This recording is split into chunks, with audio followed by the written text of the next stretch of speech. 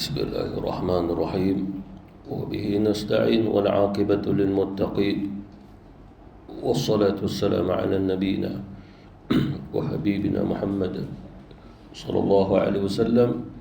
الحمد لله الذي هدانا للإسلام والحمد لله الذي أكرمنا بالقرآن والحمد لله الذي من علينا بسيدنا وحبيبنا محمد صلى الله عليه وسلم. وبعد، السلام عليكم ورحمة الله وبركاته. قال الله تعالى: أعوذ بالله من الشيطان الرجيم. بسم الله الرحمن الرحيم. سبحان الذي أسرى بعبده ليلا من المسجد الحرام إلى المسجد الأقصى الذي باركنا حوله لنريه من آياتنا إنه هو السميع البصير. صدق الله العظيم. InsyaAllah pengajian kita pada malam ini berkaitan dengan Isra' wal Mi'raj baginda Rasulullah sallallahu alaihi wasallam melalui timbangan racanya di sudut aqaid, akidah, dan juga di sudut tasawuf, yakni perjalanan baginda Rasulullah sallallahu alaihi wasallam ada kaitan dengan kerohanian, disebabkan ada kaitan dengan beriman pada yang ghaib. Beriman pada yang ghaib adalah satu perkara yang sam'iyat. Kerohanian kita semakin bercahaya dengan keimanan yang ghaib itu. Manakala cahaya yang zahir itu atau ibadah-ibadah kita seperti mana solat, seperti mana puasa, tetapi yang duduk dalam jiwa kita, hati kita diberi sinaran oleh Allah melalui iman yang ghaib, seperti mana baginda Rasulullah sallallahu alaihi wasallam. Yang berlaku atas Nabi itu termasuk daripada aqaid fil iman. Ini dia sudah akidah kita dikaitkan dengan hal ihwal iman. Disebabkan apa? Disebabkan orang-orang yang tidak beriman pasti tidak akan menerima kisah ini. Seperti mana mereka juga tidak menerima keutusan Nabi sebagai utusan Allah Subhanahu Wa Taala. Dan mereka juga tidak mempercayai dengan apa yang disampaikan oleh baginda Rasulullah. Mereka juga tidak beriman pada Quran. Apatah lagi perkara yang sangat luar biasa yang berlaku atas baginda Rasulullah sallallahu alaihi wasallam. Jadi kaedah yang terbaik dalam menafsiri kisah Isra wal Mi'raj tidak lain melainkan melalui kaedah yang aqidatul Islam. Dan kita masukkan juga berkaitan dengan tasawuf, yang mana ada kaitan dengan al-ihwal yang menghubungkan jiwa hati seseorang kepada Allah Subhanahu Wa Taala. Disebabkan Isra wal Mi'raj itu dipenuhi dengan tasbih. Subhanallah. Dan Allah Subhanahu Wa Taala telah memulai bertasbih atas diri dia sendiri untuk menyucikan diri dia daripada sifat-sifat makhluk. Firman Allah Subhanahu Wa Taala yang sama-sama kita dengar tadi pada ayat yang pertama surah Al-Isra. Subhanalladzi asra bi'abdihi. Maha suci Allah Subhanahu Wa Taala yang telah menjalankan hamba dia. Jadi kalimah asra di sini maknanya Rasulullah sallallahu alaihi wasallam tidak berjalan sendiri, melainkan dibimbing oleh Allah Subhanahu Wa Taala perjalanannya. Itu pun dah masuk tasawuf. Makna ini menunjukkan bahawasanya dalam hati kita, diri kita mesti dibimbing. Tidak Rasulullah membimbing kita secara langsung, tetapi apa yang ditinggalkan oleh baginda Rasulullah kepada kita, iaitulah mukjizat yang kekal hari ini adalah Quran. Lalu Quran itu membimbing kita. Disebabkan keimanan tidak semestinya dua mata mesti melihat, percaya, beriman. Sedangkan keimanan itu adalah mempercayai melalui hatinya, tasdik fi qalbi, walaupun dia tidak pernah melihatnya. Seperti mana kita beriman pada Al-Quran, sedangkan kita tidak berada satu zaman dengan Rasul waktu Quran turun pada Rasul. Begitu juga beriman pada Nabi Muhammad sallallahu alaihi wasallam, sedangkan dua mata kita tak pernah melihat dia. Begitu juga ibadah yang kita lakukan, kita terima, kita lakukannya, kita laksanakannya Kerana kita yakin itu yang dilakukan oleh baginda Rasulullah sallallahu alaihi wasallam, termasuklah dengan ibadah puasa dan juga ibadah yang lain. Lailan, pada malam hari, minal masjidil harami, daripada masjidil haram, maksudnya di Mekah, itu telah disepakati, ilal masjidil aqsa, menuju ke masjidil aqsa, hari ini di Palestin, alladhi barakna hawlahu, yang kami berkati sekelilingnya, maknanya di kawasannya Palestin itu, linuriyahu min ayatina, untuk memperlihatkan kepadanya, yakni kepada Nabi SAW, tanda-tanda kekuasaan dan juga kebesaran Allah Subhanahu wa ta'ala. Sesungguhnya Allah Subhanahu wa ta'ala jugalah yang maha mendengar lagi maha melihat.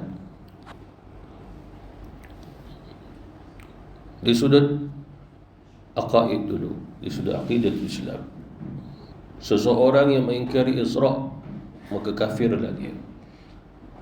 Mi'raj itu dikaitkan dengan Isra', dan hadisnya mutawatir, walaupun Allah Subhanahu wa ta'ala tidak menyebutnya Mi'raj dalam Quran, disebabkan Allah menyebut Isra'.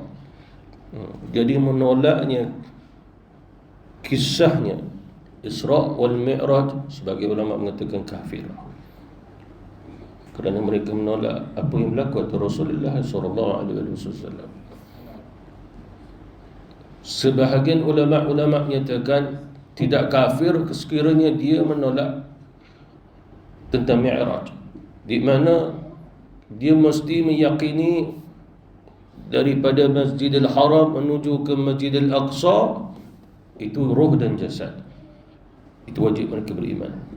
Tetapi roh dan jasad naik ke langit, lalu ulama' menyatakan kalau dia mempercayai yang naik itu roh saja tanpa jasad, dan dia menolak roh dan jasad, tidak kafir, kata ulama'. Tapi bukannya semua ulama' setuju gitu. Ini khilaf ulama'. Tetapi tentang Isra', barang siapa mengingkari, menolaknya, kafir, gitu. Jadi kita tidak boleh terus kafirkan seseorang yang mengatakan saya tak percaya Nabi naik ke langit itu roh dan jasad, maka tidak mengkafirkannya. Tapi kafir kalau sekiranya saya tak percaya berlakunya Isra' wal Mi'raj, tak boleh diterima akal. Sebenarnya sebelum dia menolaknya, dia telah kafir dulu, disebabkan yang cerita Rasulullah SAW yang berfirman adalah Allah Subhanahu wa ta'ala. Kalau dia tak boleh nak terima dengan akal, memang cerita Isra' wal Mi'raj itu mencari adat sebab mukjizat, perkara yang luar biasa, mana nak boleh dikaji secara saintifik. Mungkin dia ahli sains kot, dia menolaknya sebab dia sudut sains, tak boleh nak kaji benda sampai begini, lalu dia menolaknya, maka kafirlah dia. Begitu juga ahli falsafah, filosofi. Saya ahli falsafah, apa-apa pun melalui cara falsafah saya, kalau ikut pada teorinya falsafah, perkara ini mustahil terjadi. Lalu yang difirmankan oleh Allah Subhanahu wa ta'ala, bagaimana kamu memahami firman tu? Saya beriman dengan apa yang difirmankan oleh Allah Subhanahu wa ta'ala, cuma nak kata perjalanan ini benar-benar berlaku secara hakikat, mungkin di sebaliknya. Maknanya dari sudut akidah, Isra' wal Mi'raj memang tidak boleh digambarkan, membayangkan secara hakikat perjalanan itu, kerana sungguh luar biasa. Walaupun dia ahli falsafah, yang dia cakap tu betul, tapi yang salahnya sebab nak tapis dengan cara falsafah dia tu. Gitu. Bagi yang pakar matematik, nanti saya tengok surah ni berapa ayat, berapa huruf, saya nak kira pakai formula matematik saya. Bila kena dengan cara, dengan formulanya betul, saya terimalah. Dia dah kafir dulu. Mengapa agaknya? Sebab Quran yang turun, apa yang diceritakan oleh Nabi, sami'na wa ata'na, terima saja, kami mendengar, kami taat. Mengapa agaknya? Kerana yang berbicara itu adalah daripada seorang Nabi, seorang Rasul. Kalau Rasulullah SAW berbicara, sesungguhnya akan datang di padang mahsyar manusia akan dihimpunkan, dikumpulkan sekian-sekian. Jangan ditanya, macam mana Nabi boleh tahu tu? Siapa boleh tahu akan datang? Mereka hanya Allah. Nabi takkan boleh tahu. Kalau Allah Subhanahu Wa Taala yang bagi tahu kepada Nabi, Nabi beritahulah kat kita. Sebab Nabi tidak akan menyembunyikan sesuatu yang datang kepada Allah Subhanahu Wa Taala, kerana sebahagiannya adalah wahyu. Itu dia sudah aqidatul Islam. Dari sudut tasawuf, kita lihat pada ayat ini dimulai dengan subhana, diterjemahkan oleh ulama kita Maha Suci. Cuma soalannya, ini adalah kalimat tasbih yang kita baca subhanallah. Akan tetapi tasbih ini untuk siapa? Jawapannya tentulah untuk Allah Subhanahu Wa Taala. Akan tetapi mengapa Allah tidak terus sebut subhanallahilladzi? Tapi Allah Subhanahu Wa Taala menyebut subhanalladzi tanpa kalimah Allah. Lalu kata ulama, hikmahnya agar kita mengetahui bahawasanya perkara ini terlibat dengan asrar, sir minal asrar, rahsia daripada rahsia-rahsia. Mengapa Allah Subhanahu Wa Taala tidak menyebut Allah di situ? Agar kamu jangan lihat Allah bahawasanya peristiwa ini seolah-olah zatnya Allah bersamanya zatnya Nabi. Agar kamu mengetahui Nabi SAW telah sampai ke langit yang tertinggi, lalu di situnya zat Allah yang berada di langit yang tertinggi.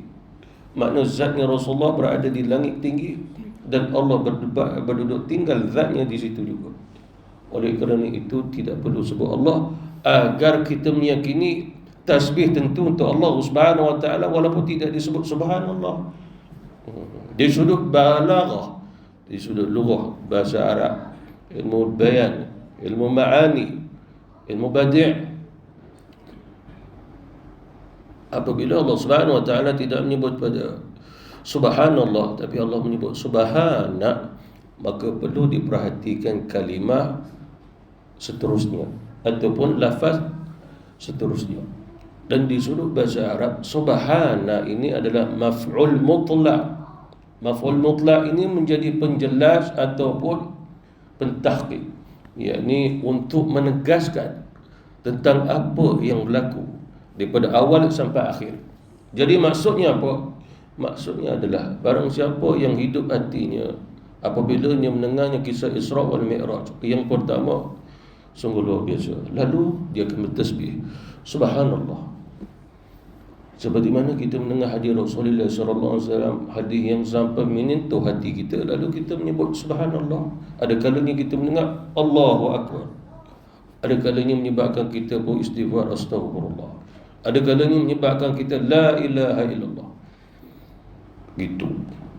Macam ada rasanya orang Melayu lah, kadang-kadang bila dia marah keluar la ilaha illallah. Gitu kan, Allah. Lalu bila saja kita mendengar kisah ini, walaupun melalui penyampaian, kita di pihak mendengar, guru menyampaikan, hakikatnya tidak diketahui oleh Allah Subhanahu Wa Taala, walaupun dikaitkan dengan rahsianya, dengan hikmahnya, dengan iktibarnya. Kemampuan kita hanya kita cerita dan kita dengar, tapi hakikat yang sebenarnya tidak boleh digambarkan. Lalu kita pun subhanallah, subhanallah.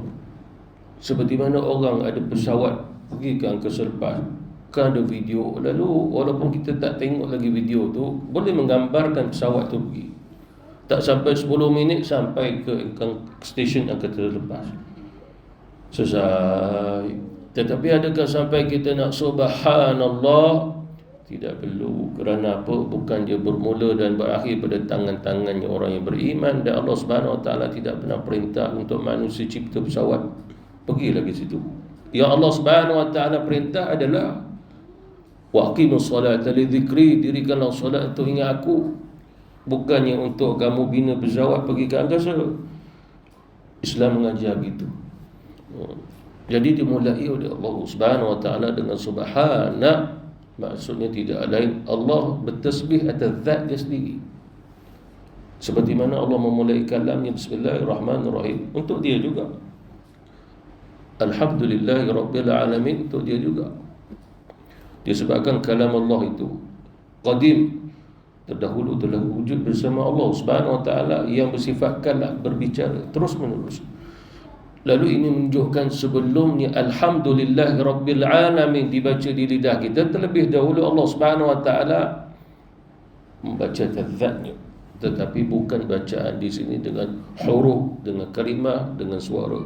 Kalau dikaitkan dengan zat Allah Subhanahu wa taala, itu sifat pada kalam. Dan disambung pula subhanallazi asra, seperti mana kita baca subhanallah, subhanakallah, ada tambahan kalimah Allah. Lalu bila dibacanya subhanallazi asra, seolah-olah seseorang juga telah membaca subhanallahilladzi asra. Kaidahnya maknanya seseorang yang baca subhanallazi sama macam dia baca, dia telah bertasbih kepada Allah subhanallah. Kaidahnya begitu. Seperti mana Allah menyebut fasabbih, maka bertasbihlah. Maka apabila kita memulai baca dengan tasbih subhanalladzi asra, makna subhanallah. Seperti mana ada ayat yang bermula dengan alhamdulillahilladzi khalaqas samawati wal ardh. Alhamdulillah alladzi tabarakalladzi biyadihil mulk. Itu semua menunjukkan kepada tahmid, begitu juga taqdis, begitu juga dikaitkan dengan yang ni tasbih. Jadi di sudut tasawuf tidak lain, Quran mengajar kita untuk kita berzikir Allah Subhanahu wa taala melalui tarbiyah ayat-ayat tadi, sehinggalah kita akan menemui ayat Quran yang Allah perintah tasbih. Fasabbih, maka hendaklah kamu bertasbih. Bila kita telah bertasbih subhanallah, kita telah mengamalkan firman Allah juga, sabbih isma rabbikal a'la. Bertasbihlah kamu dengan menyebut nama Allah yang Maha Tinggi. Kita pun baca subhana rabbiyal a'la dalam sujud kita. Subhana rabbiyal azim, fasabbih bismi rabbikal azim. Lalu kita baca subhana rabbiyal azim, mana telah mengamalkan apa yang diperintah oleh Allah. Bila kita mengamalkan, sedang amal, maka kita termasuk pada ayat yusabbihu lahu ma fis samawati wa ma fil ardh. Sedang bertasbihnya makhluk di langit dan juga di bumi. Di langit para malaikat Allah Subhanahu wa taala, dan arwah para ruh-ruh orang mukmin, sebagai ulama kata illiyin di langit ketujuh tu, sebagai ulama di antara sahabat Rasulullah. Itu semua sedang bertasbih kepada Allah Subhanahu wa taala. Di bumi sedang bertasbih juga para malaikat, haiwan-haiwan, dan termasuklah kita yang sedang membaca subhanallah, kita termasuk ayat itu. Bila kita telah termasuk ayat itu, maka kita mendapatnya pahala ganjaran daripada Allah. Maka kita termasuk orang yang telah bertasbih. Setelah kita bertasbih, kita menjadi orang yang telah bertasbih. Seperti mana firman Allah Subhanahu wa taala, sabbaha lillahi ma fis samawati wa ma fil ardh. Telah bertasbih makhluk di langit dan juga di bumi. Apa maksudnya di sini? Maksudnya kita telah mengamalkan perintah Allah untuk tasbih subhanallah. Kita sedang bacanya subhanallah, kita termasuk ayat Quran, dia sedang membaca tasbih. Bila selesai kita baca tasbih, maka kita termasuk orang yang telah bertasbih. Maka ayat Quran itu menghimpunkan tiga fi'il tadi, perintah, sedang berlaku, telah berlaku, sehinggalah dibaca subhanalladzi asra, maknanya subhanallah menghimpunkan seluruh tasbih pada perbuatan-perbuatan tadi, fi'il nama dia. Menurut ulama-ulama tasawuf, Allah Subhanahu wa taala memulai dengan tasbih tidak lain adalah untuk menyucikan dirinya daripada sifat-sifat makhluk. Satu. Yang kedua, menyucikan sifat Allah daripada sifat-sifat kekurangan. Sifat kurang pada Allah Subhanahu wa taala, maknanya seperti mana sifat lemah, sifat lupa. Sebab selain daripada Allah, manusia mencipta banyak Tuhan, dan mereka mengakui Tuhan-Tuhan mereka pun lemah. Tuhan mereka tak boleh bercakap, Tuhan mereka tak boleh mendengar, Tuhan mereka tak boleh tak berbicara, nak memberi, nak mengambil, seperti mana Allah sebut dalam Quran tentang berhala yang disembah pada zaman Nabi Ibrahim tu. Kaum dia sembah berhala, kaum dia sendiri mengakui Tuhan kami tak boleh melihat, Tuhan kami tak boleh berbicara. Lalu Allah Subhanahu wa taala menyuci kata zatnya itu semua bukan sifat Allah Subhanahu wa taala. Dan begitu juga bila disebut allazi asra, menunjukkan kepada huwallazi asra. Apa maksudnya? Dia adalah Allah Subhanahu wa taala yang memperjalankan. Bila disebutkan memperjalankan asra tadi, maka dia bawa jalan siapa? Nabi sallallahu alaihi wasallam disebut bi'abdihi. Jadi di sudut tasawuf maksudnya kita lihat pada kalimah itu asra, sebab dia ada kaitan dengan jiwa kita juga. Maksudnya Allah, dia adalah Allah yang memperjalankan hambanya pada waktu malam. Maksudnya Rasulullah sallallahu alaihi wasallam dibawa jalan oleh Allah melalui bimbingan daripada Allah secara langsung. Bukan seperti mana kita ambil contoh, saya berjalan menuju ke satu tempat, ini menunjukkan kita dah tahu tempat mana kita nak pergi. Saya berjalan menuju ke situ. Tetapi dalam ayat ini dibaca asra. Apa maksudnya? Telah memperjalankan dia. Sebab asra itu dia past tense, fi'il madhi. Makna menunjukkan bahawasanya Allah Subhanahu wa taala benar-benar telah membawa jalannya akan Nabi SAW, ruh dan jasad dia. Makna menunjukkan tidak lain Rasulullah mengalami perjalanan itu dengan ruh dan jasad dia. Dan ini tidak lain agar kita mengetahui perjalanan Rasulullah SAW bukan seperti mana perjalanan orang daripada satu tempat ke satu tempat di bumi, tapi perjalanan ini sungguh luar biasa. Lebih-lebih lagi, contoh, kalau kita sendiri tak tahu mana kita nak pergi, kita tak berani nak pergi juga, apatah lagi dalam kegelapan malam. Kisah Nabi Musa alaihissalam, dia daripada Madian nak balik ke Mesir, bermusafir dia sampai ke waktu malam. Dia pun berhenti juga, sebab apa? Takut tersesat di tengah jalan. Dia bagi tahu kepada isterinya, duduklah kat sini, aku nampak macam ada api kat sana, mungkin ada kafilah di tengah jalan, mungkin aku boleh ambil apinya itu, jadikan satu unggun api, boleh panaskan badan. Pada malam-malam di tengah padang pasir sejuk, inni anastu nara la'alli atikum minha biqabasin aw ajidun lan nari huda. Maknanya mungkin di situ ada dia petunjuk jalan juga. Tapi Nabi Musa alaihissalam dia sendiri berjalan nak balik ke Mesir. Isra wal Mi'raj, Allah yang bawa Nabi jalan. Jadi apa maksudnya di sini?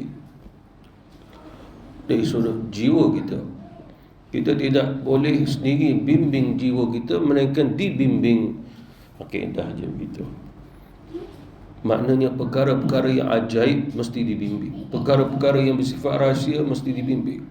Untuk mendapat hikmah, ilmu mesti dibimbing dan bukan dengan usaha dia sendiri. Tidak. Manusia boleh bangun pergi usaha, tetapi dia juga perlu berbimbing cara-cara untuk berusaha. Seperti mana contoh, siapa saja yang mengetahui kewajipan solat, dia akan bangun pergi mendirikan solat, tapi terlebih dahulu dia kena belajar cara solat. Dia perlu dibimbing, bukan saja dibimbing tahu perkara wajib dalam solat, tetapi perlu dibimbing perkara yang membatalkan solat. Kaedah dia begitu. Bismillah. Jadi tidak lain Rasulullah sallallahu alaihi wasallam dibawa oleh Allah Subhanahu wa taala, lalu Nabi hanya ikut saja perjalanan tersebut, dibawa melalui Jibril alaihi wasallam. Nabi ikut saja. Bi'abdihi lailan, dan disebutnya tentang bi'abdihi di sini tidak lain melainkan Rasulullah sallallahu alaihi wasallam telah menyampaikan kepada al-kamalu fi maqamil ubudiyah. Apa maksudnya? Rasulullah sallallahu alaihi wasallam telah mencapai kesempurnaan pada kedudukan ubudiyah. sifat kehambaan. Itu adalah termasuk tasawuf. Apa maksudnya? Maksudnya kerohanian Nabi di sudut imannya, di sudut batinnya, sifat sabar, zuhud, ikhlas, semua sempurna. Yang paling tinggi sekali adalah keikhlasan kepada Allah. Ikhlas Nabi sempurna. Ridha Nabi sempurna. Ibadah Nabi pada batiniyah, kerohaniannya juga sempurna. Seperti mana contoh kita solat. Kita berjaya menyempurnakan rukun solat qauli wa fi'li. Tapi dalam hati kita mungkin tak sempurna penghayatan. Manakala Rasulullah ibadah zahirnya, ibadah batinnya sempurna dan sangat sempurna, dan tidak ada makhluk yang dapat sampai kepada kesempurnaannya kedudukan ubudiyah baginda Rasulullah sallallahu alaihi wasallam. Selain daripada itu yang disebut oleh Allah pada kalimat lailan, waktu malam. Di sudut tasawuf kata ulama, Allah Subhanahu wa taala bawa Nabi kita pada waktu malam kerana itulah waktu yang paling sesuai berkhalwah bersama Allah Subhanahu wa taala.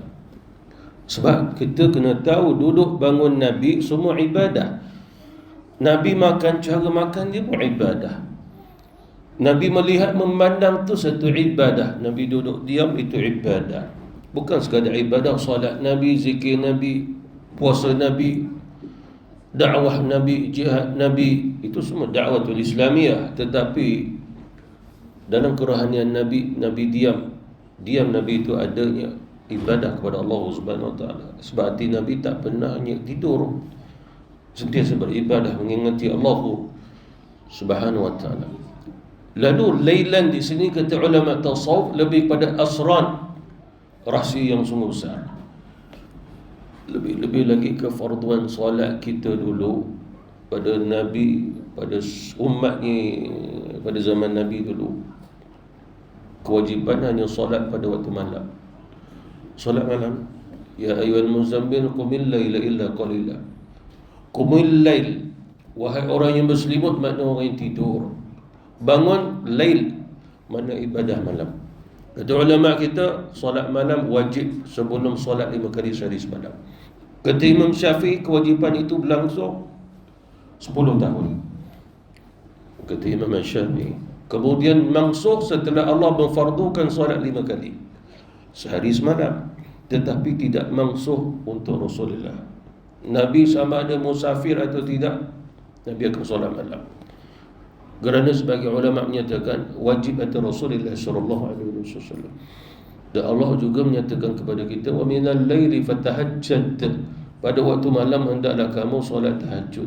Fatahajjad maknanya paling kurang 2 rakaat solat bangun daripada tidur waktu malam sebelum menjelang subuh.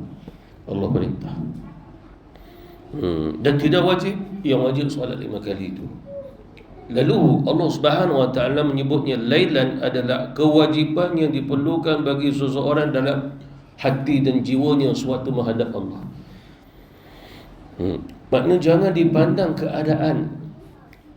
Sebagian orang, saya takutlah bangun malam-malam, dah malam memang gelap. Memang nama malam tu gelap, tapi gelap ini hanya keadaan sebab tak adanya cahaya.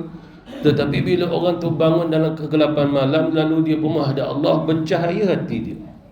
Lebih-lebih lagi di akhirat. Hadis sahih Nabi kata, gembiralah bagi mereka yang jalan pada 2 waktu malam ke rumah Allah, kerana mereka akan mendapat cahaya yang sempurna di akhirat. Kata ulama, maksud malam yang dikaitkan gelap dia, subuh dan isyak. Ialah zaman Rasulullah dulu bukannya adanya lampu macam kita. Kita di tengah jalan pun ada lampu. Lalu zaman Rasulullah nak bangun, nak pergi gelap-gelap tu, agaknya waktu tu pergi pakai apa? Nak kata pakai pelita, takkan nak pegang gitu. Lalu kita pun tak boleh nak menggambarkan, ataupun je pakai obor api, kita pun tak boleh nak gambarkan. Sebab kita hanya pernah tengok obor api, pelita dalam filem, dalam drama dulu-dulu je. Tok nenek dulu pun kita tak pernah tengok jalan pakai pelita, tapi mereka pernah melaluinya. Zaman sebelum itu lagi pernah juga pakai obor api, sebab tok nenek cerita.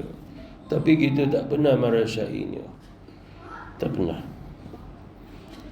Yang kita rasai sekadar bau ubat nyamuk keluar asap begitu. Lalu lailan ini bukan menunjukkan kepada waktunya kejahatan. Sebab apa? Pencuri-pencuri dia akan keluar waktu malam. Ahli falsafah kata malam adalah waktu kejahatan berlaku. Allah Subhanahu Wa Taala menyatakan malam itu adalah waktu yang sesuai untuk seseorang hamba bermunajat kepada Allah Subhanahu Wa Taala. Jadi menolak, menafikan malam itu adanya kehinaan, adanya keburukan, tidak. Bahkan dalam Quran Allah Subhanahu Wa Taala menyebut tentang kisah Nabi Yaqub alaihi salam. Bila semua anak-anak lelaki dia bertaubat atas perbuatan buruknya atas Nabi Yusuf, dia kata, wahai ayah kami telah buat salah, kami mengakui kesalahan kami, mohonlah kepada Allah Subhanahu Wa Taala agar Allah ampunkan kami. Kata Nabi Yaqub alaihi salam, nanti waktu malam aku akan doa, kerana waktu malam doa tu mustajab untuk kamu.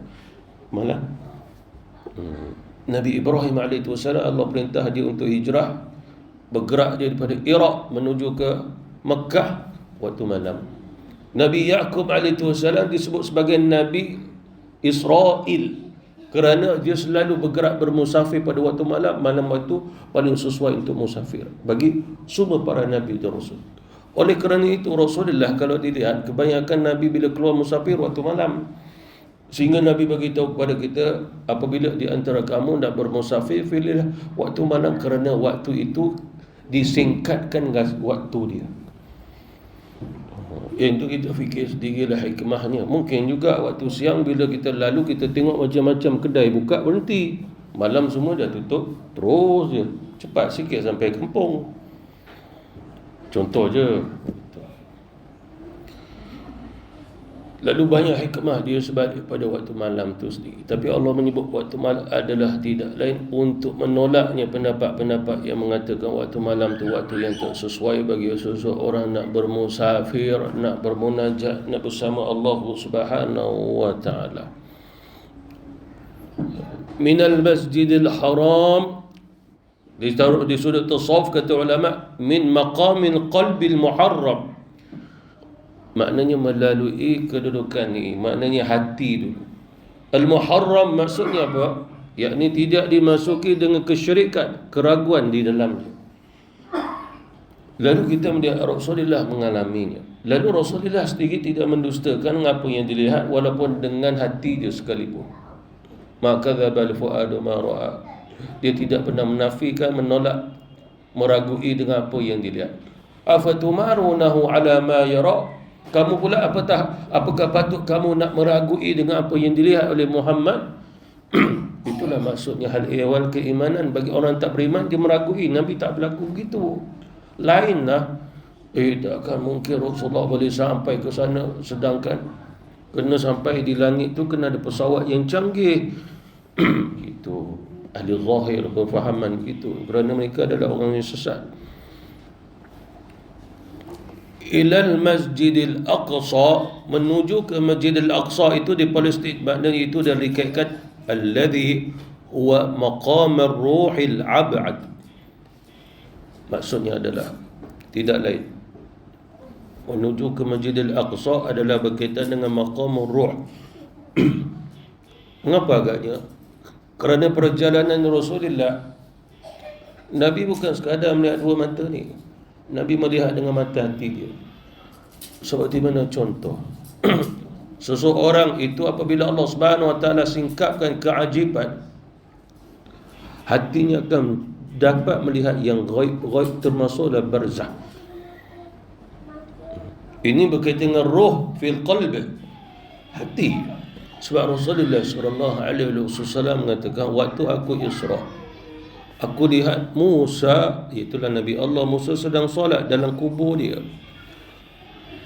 Kata ulama-ulama, penglihatan Rasulullah yang terbesar adalah penglihatan pada roh, hati dia.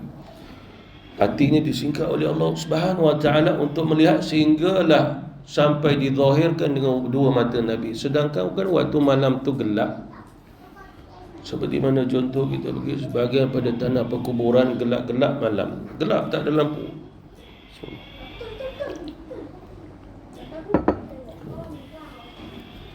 Kadang-kadang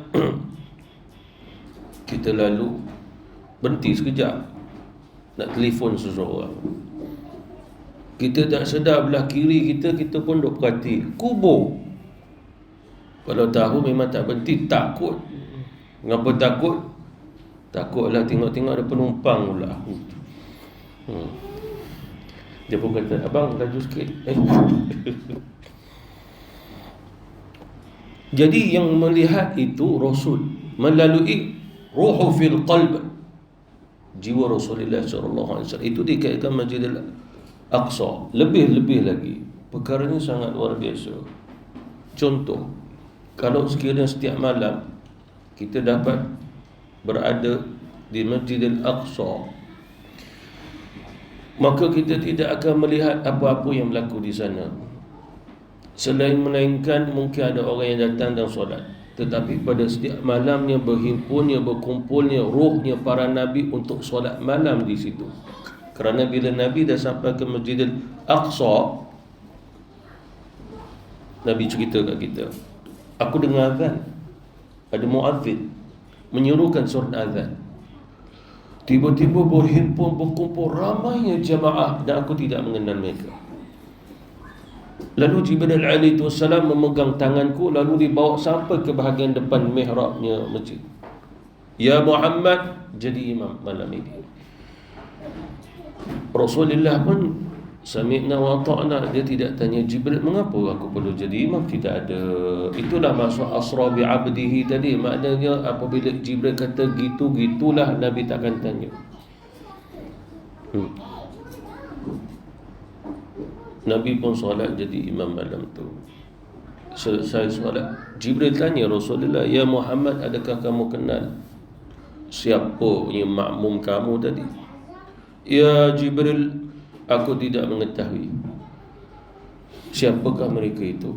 Ya Muhammad, sesungguhnya mereka itu adalah terdiri pada seluruh para utusan Allah, makna dan juga termasuk para nabi-nabi yang diutus oleh Allah. Jadi makmum buat Rasulullah. Dalam akidah mengajar kita lebih 100,000. Masjid negara berapa orang boleh masuk? Masjid wilayah boleh berapa orang? Masjidil Aqsa kalau kita lihat hari ni hanya boleh tampung 1,000 ke 3,000 orang je, zahir. Tapi kisahnya adalah lebih 100,000-nya para Nabi jadi makmum buat Rasulullah dan muat satu masjid tu. Sedangkan Masjidil Aqsa itu kata Nabi secara zahirnya aku sampai dah tak lengkap masjidnya. Tiang ini dah runtuh, tiang ni dah runtuh, bahagian dia tak sempurna. Itu zahir. Tetapi Rasulullah melihat dengan pandangan dalam hati dia, Allah sedang menyempurnakan Masjidil Aqsa sampai hari kiamat. Sebab apa? Masjidil Aqsa kata Nabi dibina oleh Allah setelah yang Masjidil Haram lepas 40 tahun. Ya Rasulullah, masjid apa yang pertama dibina oleh Allah? Masjidil Haram. Yang kedua, ya Rasul, setelah 40 tahun Masjidil Aqsa. Apa maksudnya? Sejak mula Allah membinanya, walaupun manusia buat ubah suai jadi besar-besar macam Masjidil Haram hari ini, tidak mengubah apa yang dicipta oleh Allah, tapi tidak dapat dilihat dengan yang mata zahir. Memerlukan mata batin dapat melihat yang hakikat yang dicipta oleh Allah. Termasuk juga Masjidil Aqsa. Bahkan hampir setiap malam semuanya roh para Nabi Rasul solat di Masjidil Aqsa setiap malam. Lalu Rasulullah SAW melihat mereka. Lalu ada tak kisah orang lain melihatnya di Masjidil Aqsa, adanya orang yang solat seramai itu? Jawapannya tidak ada. Jadi Rasulullah melihat dengan apa? Melihat dengan hati dia. Seperti mana ada juga di antara para wali, apabila mereka sampai ke Masjidil Haram, mereka tidak melihat Masjidil Haram keadaan hari ini. Dia melihat Masjidil Haram seperti mana keadaan pada zaman Rasulullah SAW, zaman para sahabat, zaman para tabi'in dan salafus salih. Mereka melihat dengan hati mereka. Seperti mana diceritakan oleh guru saya, bahawasanya di Masjidil Haram pada hakikatnya terdapatnya semua rohnya para wali-wali Allah. Mereka juga tawaf. Dan di situ adanya pengajian-pengajian ilmu yang mana dilihat di sini Syekh Abdul Qadir Al-Jalani kat sini. Al-Hakim At-Tirmizi kat sini. Al-Hakim At-Tirmizi jadi ketua dalam pengajian hikmah. Maknanya wali-wali besar tu ada tempat mereka untuk mengajar. Apa maksudnya? Pengajian ilmu ma'rifatullah tidak pernah mati, tak pernah berhenti. Lalu mata-mata para wali pun melihat. Itu yang ada kisah bahawa ini ada di antara para wali, dia masuk Masjidil Haram, dia tengok malaikat pun turun tawaf sama. Itu ada kisahnya. Lalu mereka melihat dengan mata ini, mata hati mereka. Itulah namanya kasyaf, disingkat oleh Allah. Lalu Rasulullah dalam peristiwa ini, segala bab maqam tasawuf Nabi memiliki. Makna kasyaf itu semua disingkap oleh Allah. Apa maksudnya? Disebabkan hati Rasulullah SAW itu benar-benar telah diperlihatkan oleh Allah melalui hati dia, sehingga dalam Isra wal Mi'raj Nabi kata, diperlihatkan bagiku syurga, neraka. Bahkan waktu di Masjidil Aqsa, Nabi nampak bidadari bercakap dengan mereka. Sedangkan bidadari itu di mana? Dalam syurga. Syurga di mana? Akhirat. Jadi perjalanan Rasulullah Isra wal Mi'raj dan menuju ke akhirat. Menuju ke akhirat adalah negeri yang kekal abadi. Dan akhirat tidak lain. Bila sampai ke atas sana, Rasulullah melihat dan tidak ada kaitan dengan masa, zaman, tidak ada siang dan malam dekat atas sana. Malamnya di mana? Daripada Masjidil Haram menuju ke Masjidil Aqsa. Nabi naik ke langit, tidak ada kaitan dengan malam. Nabi turun masih malam. Kemudian Nabi balik pada Masjidil Aqsa menuju ke Masjidil Haram. Betul, Nabi pun kembali pulang ke rumahnya di Masjidil Haram, makna di Mekah. Lalu apa maksudnya di sini? Maksudnya tidak lain apa yang disaksikan oleh Rasulullah. Allah menyatakan, ma kadzabal fuadu ma ra'a. Nabi tak menafikan, dia tidak mendustakan apa yang dia lihat. Hati dia, fuad. Ma kadzabal fuad. Fuad tu hati dia. Makna menunjukkan Allah telah membuka hati Nabi untuk melihat keajaiban tu. Itu adalah kasyaf di sudut tasawuf. Kasyaf adalah tersingkapnya segala keajaiban yang dicipta oleh Allah. Oleh kerana itulah Allah Subhanahu wa taala juga menyebut, linuriyahu min ayatina, agar kami memperlihatkan kepada Muhammad tanda-tanda kebesaran kami. Maksudnya adalah alam yang dicipta oleh Allah. Kita sekarang ini, waktu tu pun Nabi pun berada dalam alam musyahadah, mana alam dunia. Tapi dalam Isra wal Mi'raj, Allah membawa Nabi kepada alam barzakh sampai alam akhirat. Bila masa Nabi sampai alam barzakh, kan Nabi kata, aku melihatnya para Nabi, para Rasul, semuanya salat di tempat mereka disemadikan oleh Allah, termasuk Nabi Musa.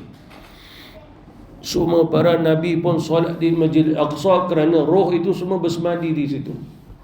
Makna menunjukkan semua para roh, semuanya arwah, roh-roh para Nabi Rasul semua berduduk tinggal di Masjid Al-Aqsa, bersemadi di situ. Itu apa dia? Itu barzah mereka. Itu yang Nabi kata, al-anbiya'u ahya'un yusalluna fi kuburihim. Para Nabi-Nabi semuanya hidup, mereka itu solat di kubur mereka. Masuk kubur bukanlah tempat mereka ditanam. Persemadian yang dimasukkan di sini adalah, yaknilah tempat khusus bagi roh mereka berkumpul untuk menghadap Allah. Solat, itu maksudnya. Tapi benda ini dia tak boleh hakikat dengan akal. Kalau dia hakikat dengan akal, bagaimana orang dah mati boleh solat? Ya, Allah Subhanahu wa taala menghendaki berlaku atas roh para nabi rasul untuk solatlah mereka. Wallahu ala kulli syai'in qadir. Allah berkuasa atas segala sesuatu.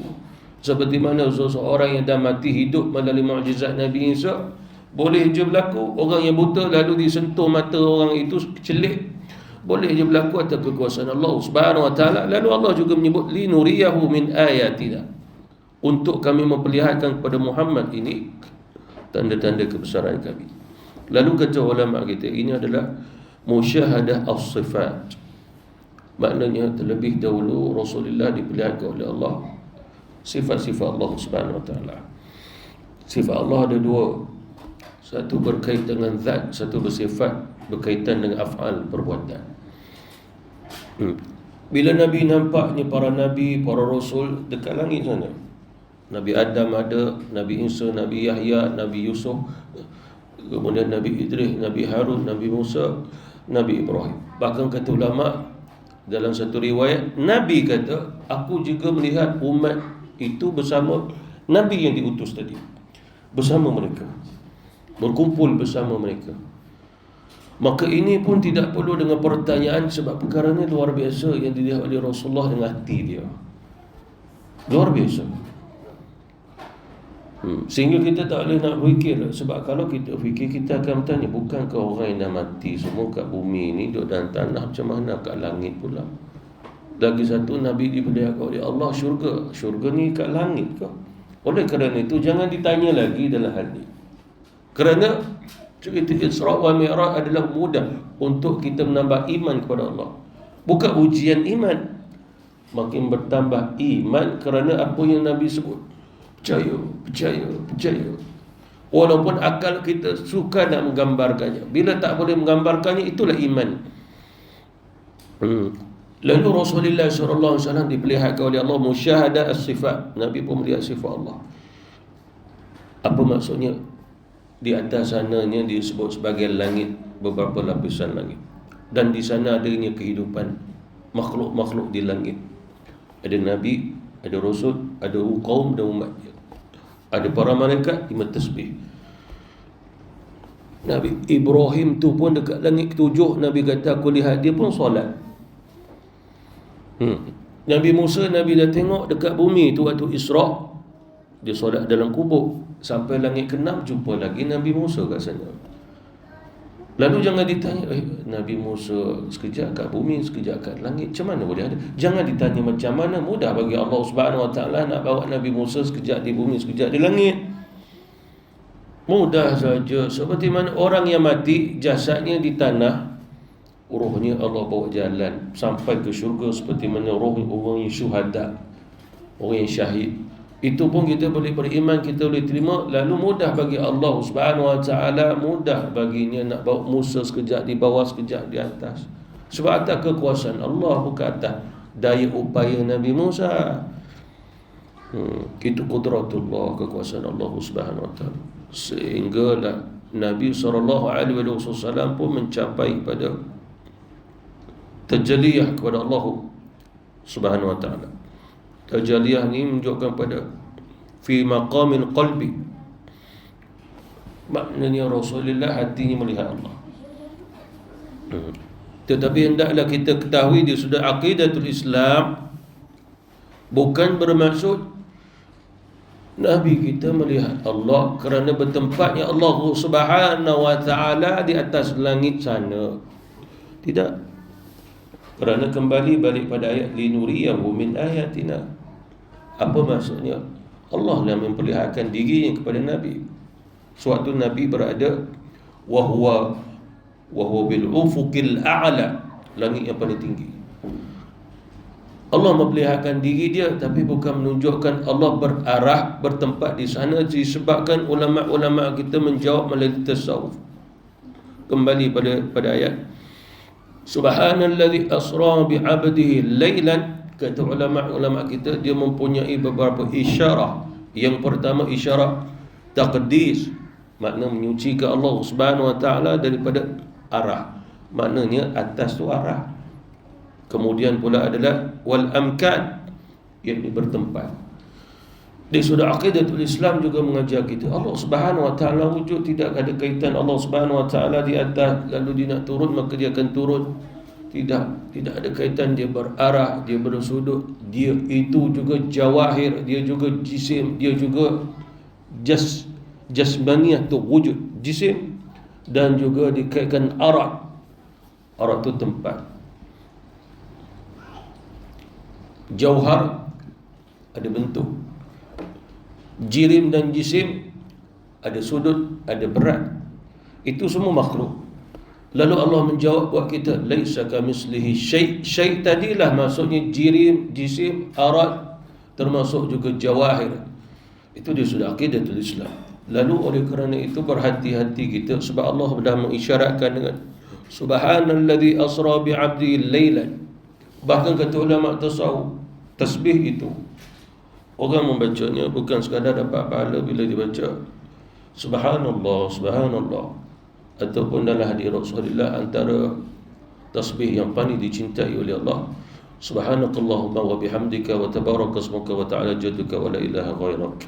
Tasbih kafarah kita subhanakallahumma wa bihamdik astaghfiruka wa atubu ilaik. Akan tetapi seseorang yang memahami salah satu tasbih, subhanalladzi asra bi'abdihi lailan, subhanalladzi asra bi'abdihi lailan, itu pun jadi tasbih, dapat pahala. Bagi ahli ma'rifah itu salah satu bacaan tasbih mereka. Itu yang maksud tasawuf tadi. Lalu kata ulama, isyaratnya tidak lain agar kita mengetahui takdis, yakni kita menafikan, menolak Allah itu bertempat, berarah di atas sana. Jangan kita menyatakan demikian.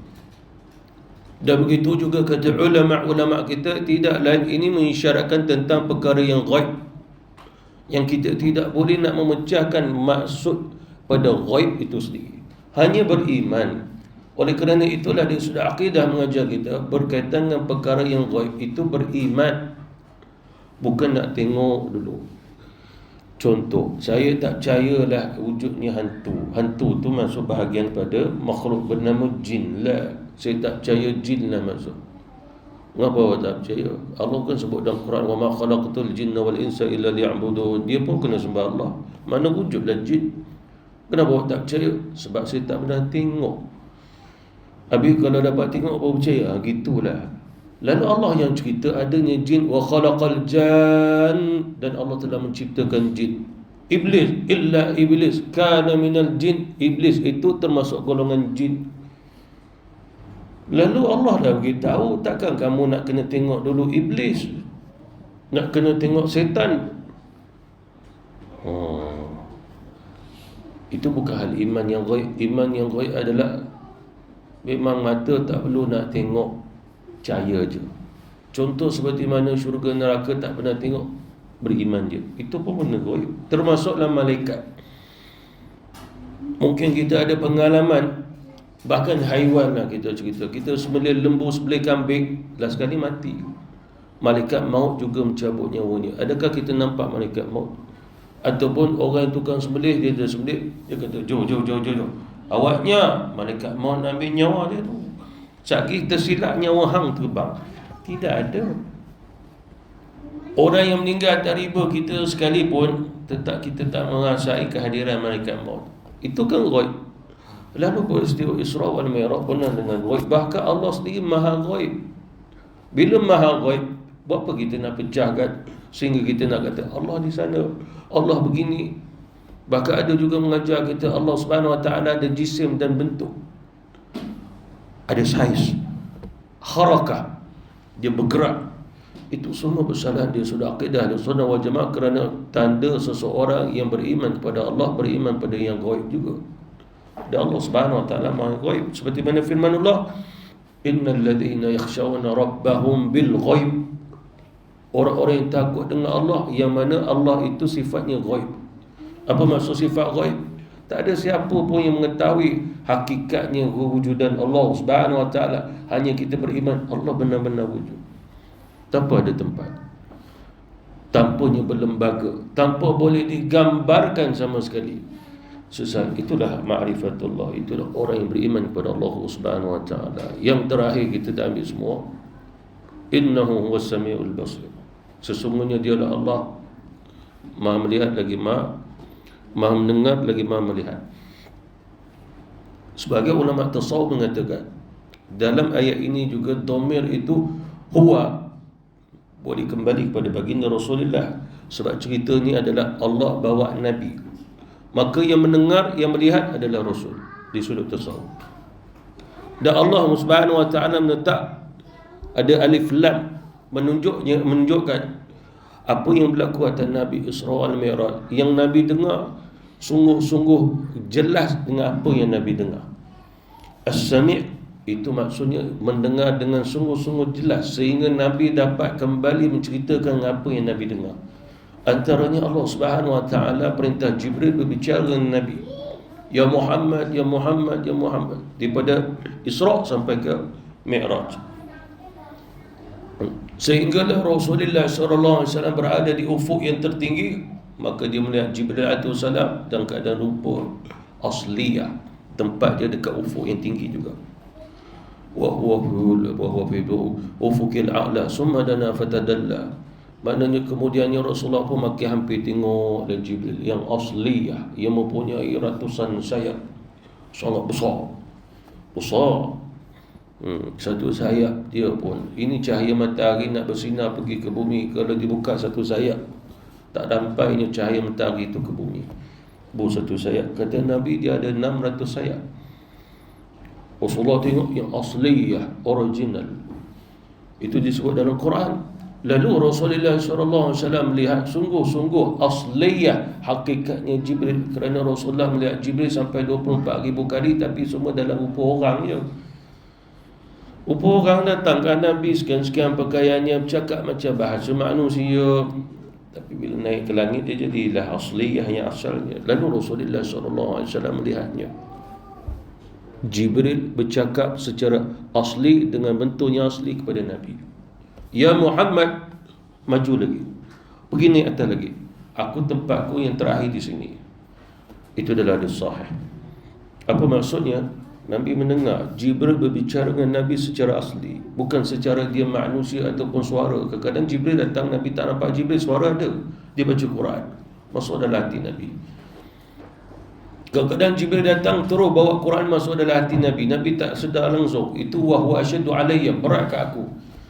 Yang lain tu memang nampak sungguhlah tubuh dia sebagai tubuh manusia, tapi di langit Jibril yang asli berbicara dengan Nabi. Lalu di sini kita pun mungkin bayangkan Jibril besar tu, Nabi besar mana pula. Tetapi hendaklah kita ketahui perjalanan Rasulullah sampai ke langit yang tertinggi memang tak boleh digambarkan sama sekali. Maka beriman saja pastilah ada keajaiban di atas sana yang kita tak tahu rahsia yang berlaku. Sebab kadang-kadang benda yang sangat luar biasa tak boleh nak cerita. Sebab apa? Tak luar biasa sangat. Macam Rasulullah, apa yang Nabi lihat dekat langit, hampir-hampir Nabi tak boleh nak cerita. Sebab apa yang Nabi lihat memang tak ada di atas muka bumi, bahkan nak diberi contoh pun susah.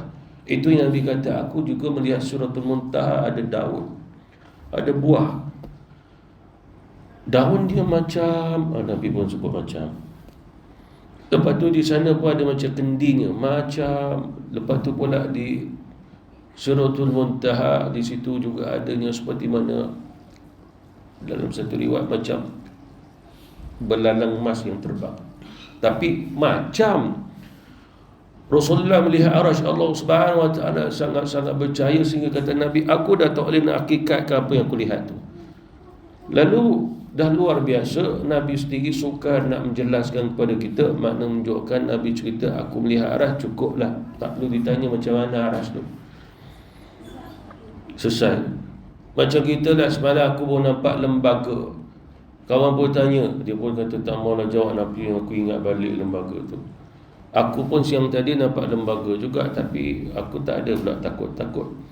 Sebab yang aku tengok tu lembaga perairan Malaysia je.